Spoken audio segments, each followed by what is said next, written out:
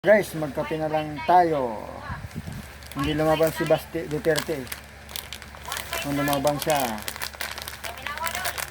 patay siya kay General Torre.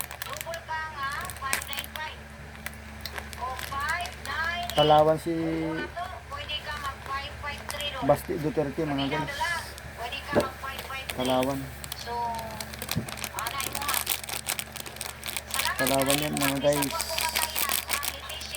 Kung lumaban siya, dahil siya baka wala pang 12 round, bagsak na siya, natakot na siya mga guys, maraming salamat sa panonood sa aking mga vlog. Totoo lang siya, sabi ko mga guys, kung lumaban siya kay General Torre, wala pang 12 rounds, dali na siya, bagsak. Maraming salamat mga guys.